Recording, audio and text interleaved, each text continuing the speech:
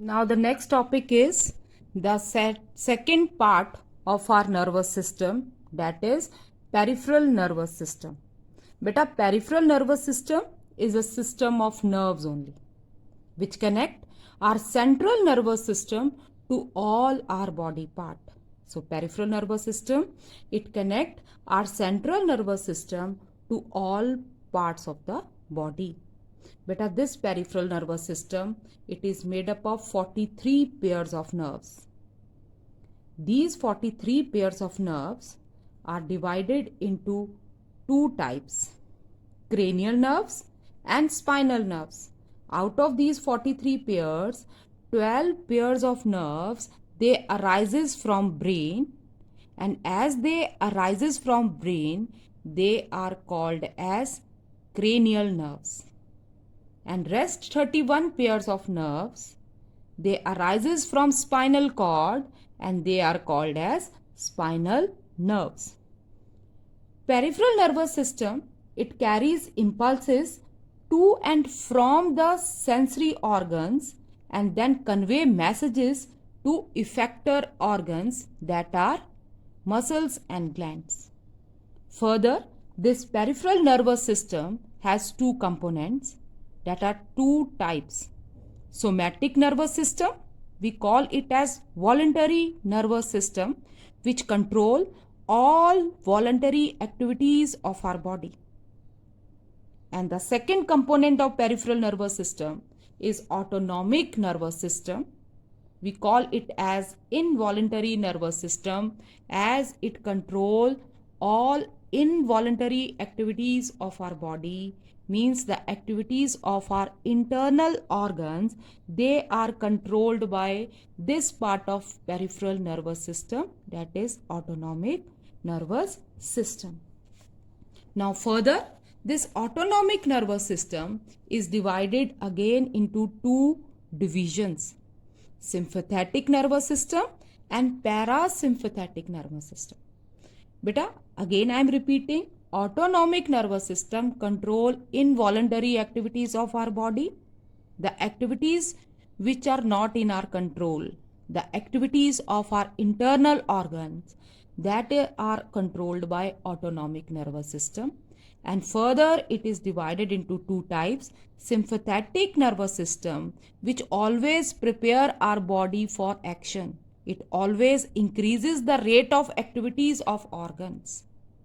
And another is parasympathetic nervous system. After action, we have to bring back organ to normal pace, and that bringing back the organ to normal, that is the work of parasympathetic nervous system. So it always raises the level of organs activity and it brings it back to normal.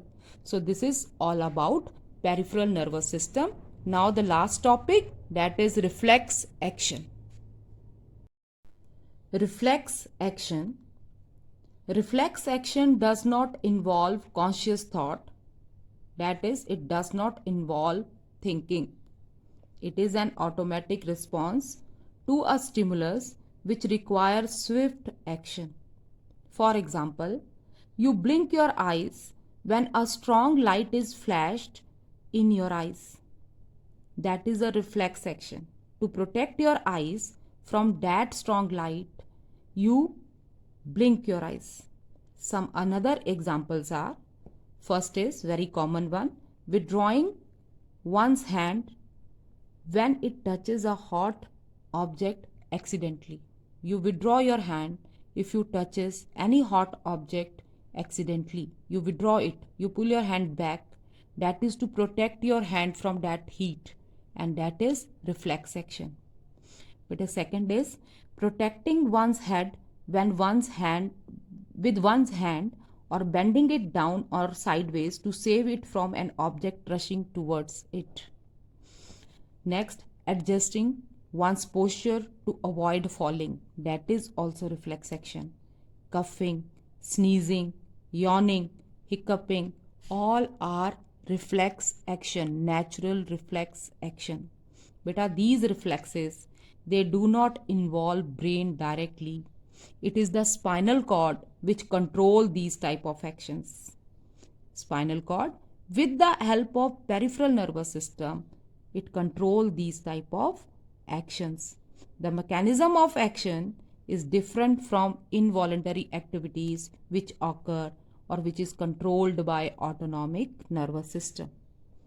In case of reflex action, message from sensory cells, that is receptor, that has been stimulated is sent through sensory neuron to the spinal cord, and the response or the decision of the spinal cord, which is always protective, is sent by motor neuron to the effectors, and those effectors, they give their response.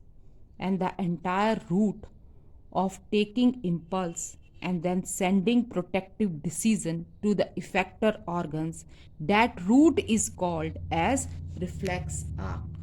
Beta, reflex arc is the shortest route which is followed by reflex action.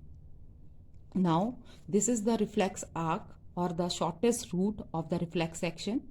Beta, stimulus, that is any change in our external environment or internal environment, it is received by specialized cells present in our body. We call them as receptors. They are present in our sense organs.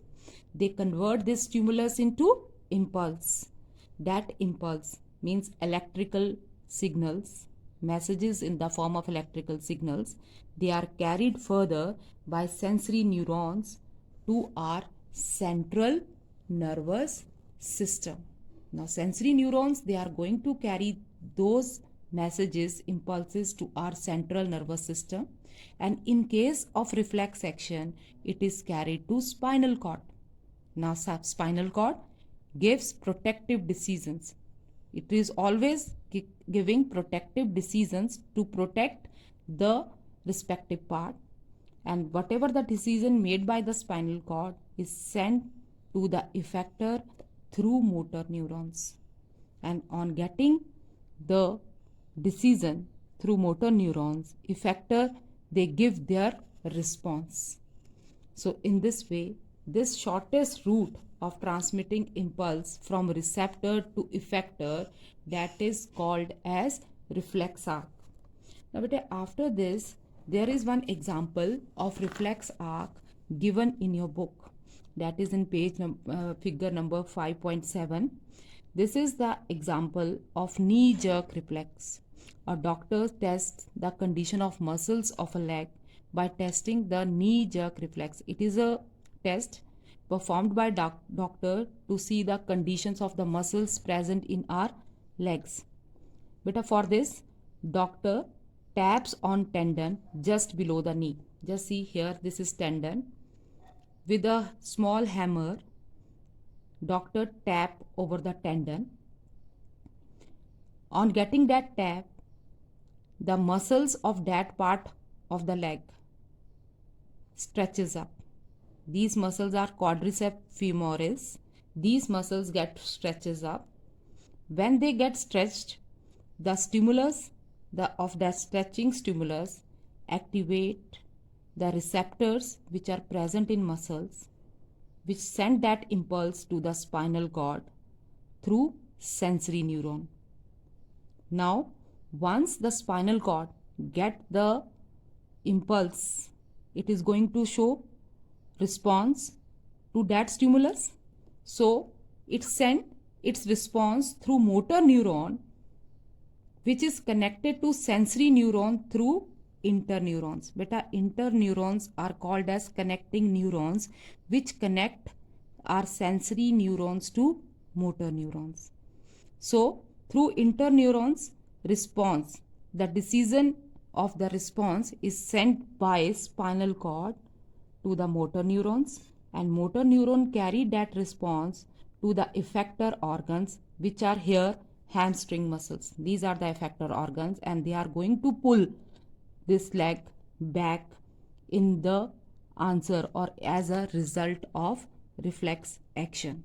So this is one example which is given in your book. Like that, many more examples are there in our body. So with this, we have completed this chapter.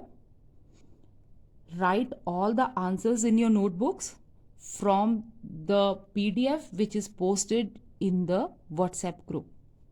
Thank you.